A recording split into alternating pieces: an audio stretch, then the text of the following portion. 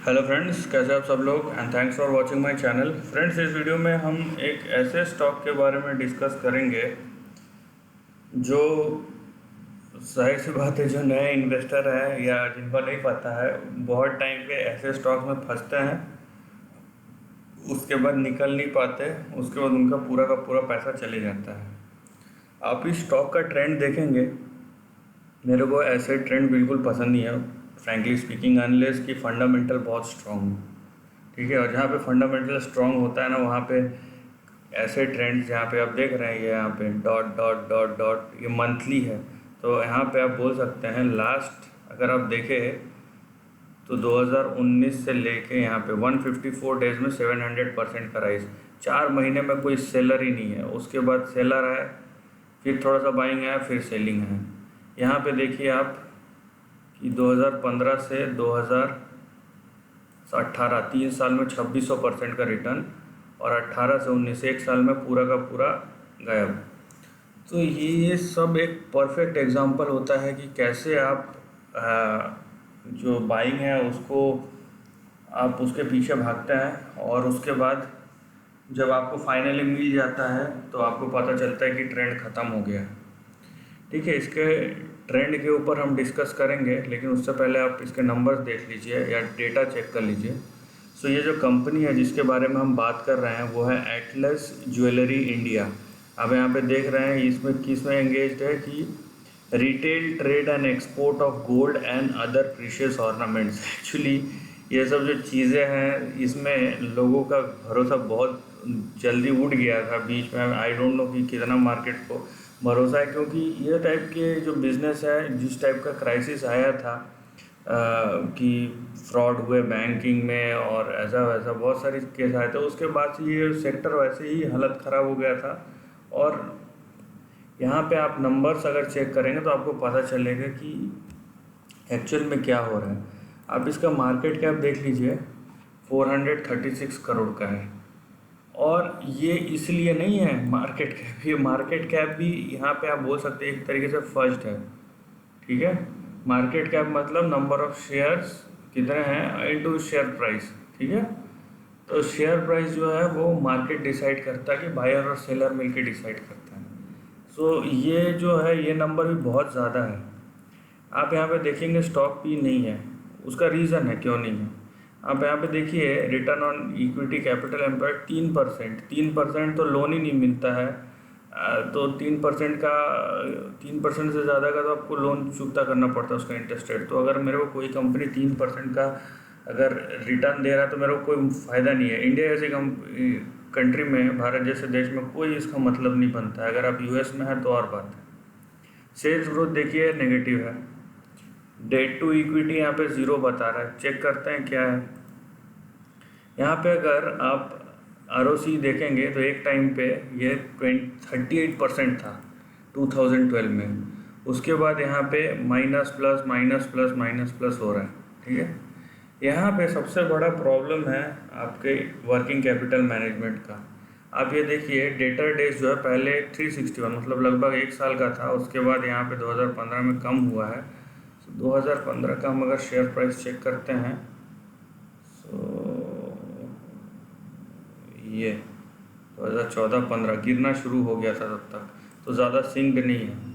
लेकिन ये बढ़ते बढ़ते 15,000 मार्च 2019 में 15,839 हो गया है। 15,839 हो गया है। इसका मतलब ये है, इसका मतलब क्या है आप समझिए कि पहले आपका उधार में बेचा हुआ सामान जो 1 साल लगता था आने में, वो अब ये 15,839 का फिगर ये डेज में है। तो इसका अगर ईयर में कन्वर्ट करते तो 40 साल होते हैं इसका मतलब। तो ये कहीं से भी लॉजिक में फिट नहीं बैठता है, किसी लॉजिक में फिट नहीं बैठता है कि आपने आज सामान बेचा, उसका पैसा कोई 40 साल बाद दे रहा है। ठीक है, ये नंबर्स है।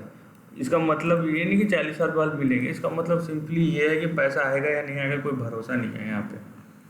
आप अगर शेयर होल्डिंग पैटर्न देख रहे हैं तो यहाँ पे 2 ही है, एक प्रमोटर एक पब्लिक। प्रमोटर का स्टेक 51% से 49% गया है, 2% कम हुआ है, वही 2% यहाँ पे पब्लिक का बढ़ा है, राइट। यहाँ पे जो मज़े की बात है, आप देखिए इनका रिज़र्व देखिए किस तरीके से है। यहाँ पे रिज़र्व फ्रैंकली कुछ रह गया है, पहली बात तो। और दूसरी बात, यहाँ पे आप शेयर कैपिटल देखिए, ठीक है, शेयर कैपिटल देखिए 4 था यहाँ पे नंबर, अब देखिए 4 था, उसके 4 से 51 हुआ, उसका 101। इतनी तेज़ी से जब शेयर कैपिटल रेज होता है, यहाँ पे 2015 से ही अवेलेबल है, 2014 से इनफैक्ट 2014 तक ये हाई पे था, उसके बाद ये गिरना शुरू हुआ है। अब देखिए इसका मतलब ये है कि इक्विटी शेयर्स डाइल्यूट हो रहे हैं, मतलब प्रमोटर अपने स्टेक जो है किसी और को बेच रहे हैं। तो यहाँ पे कौन है क्या है किसी को पता नहीं, ठीक है। यहाँ पे कौन है, पहले कौन था, अभी क्या है। और ये यहाँ पे एस्क्रो अकाउंट है, ये एस्क्रो अकाउंट है, किसी का नाम पे नहीं है ये। यहाँ पे आपको पूरा फजिंग चल रहा है और कुछ नहीं यहाँ पे, ठीक है। सो ये जो डेट यहाँ पे दिख रहा है, यहाँ पे पी ना होना बराबर है, डेट का कोई मतलब ही नहीं है, क्योंकि आपके पास लॉजिकली इस कंपनी का कितना इक्विटी बचा है और जो नंबर है वो कितना वो रिलायबल है वो भी पता नहीं हमको, राइट। और यहाँ पे जो ये नंबर दिख रहा है ना मार्केट कैप का, आप नंबर ऑफ शेयर प्राइस यहाँ पे देखिए 2019 में 8 रुपये था, तो number of shares into share price कर लीजिए, ठीक है, वो आपका मार्केट कैप हो जाएगा, और अभी के कैप मिला लीजिए। तो यहाँ ये जो हुआ है जो भी, वो simply promoter I mean share price के ऊपर जाने से हुआ है मार्केट कैप का, और इसमें डेटा का कोई लेना देना नहीं है दूर दूर तक, ठीक है। तो ये सब चीज़ें जो है एक ही चीज़ इंडिकेट कर रहा है कि आप अगर इस टाइप के स्टॉक में जाते हैं, इसका मतलब है ना आपने अपना रिसर्च किया है, ना आपको स्टॉक मार्केट के बारे में कुछ पता है, और अगर आप इस तरीके की चीज़ें करते हैं तो गलत टाइम पे बहुत बुरे तरीके से फंसेंगे। So please stay out of it, ठीक है। ये सिंपल सी चीज़ है, पैसे तभी बनते हैं जब आपके पास पैसे बचे यहाँ पे, ठीक है। यहाँ पे मैं ट्रेंड बता दे रहा हूँ, ठीक है, क्योंकि चार्ट ट्रेंड बताना काम है, लेकिन ये कोई मतलब नहीं, क्योंकि यहाँ पे जिस तरीके का बाइंग एंड सेलिंग हो रहा है, कोई लेवल्स इसके लिए मतलब इम्पॉर्टेंट नहीं है, कहीं पे भी जा सकता है। आपका जो सपोर्ट आएगा, पहला सपोर्ट यहाँ पे, यहाँ देखिए, और एक शॉर्ट टर्म का भी बता देता हूँ, ये, ठीक है। आपका पहला सपोर्ट आएगा 36 पे, और 36 के नीचे गया तो सीधा 14 पे, फिर 14 के नीचे 8, उसके नीचे 6, वहीं ऊपर अगर 80 के ऊपर जाता है सो 219 एंड 450 जिसका प्रीवियस हाई है। देखिए अब ये कहीं पे भी जा सकता, मैं ये नहीं बोल रहा हूँ कि ये ऊपर नहीं जाएगा, नीचे ही जाते रहेगा, लेकिन फंडामेंटल्स और इसका कहीं पे भी सपोर्ट नहीं है। और जिस तरीके से यहाँ पे चीज़ें चेंज हो रही है, बेटर है कि आप, अगर आपको पता है चीज़ें तो आप, मैं कुछ नहीं बोल सकता, और नहीं पता है, जो चीज़ें समझ में नहीं आती वहाँ नहीं जाना चाहिए। So this is the end of the video दोस्तों। वीडियो पसंद आए तो लाइक और शेयर कीजिए, थॉट्स कमेंट सेक्शन में लिख के बताइए, और ऐसे ही नए कंटेंट के लिए चैनल को प्लीज़ सब्सक्राइब कीजिए। Lastly, take care of your family and friends.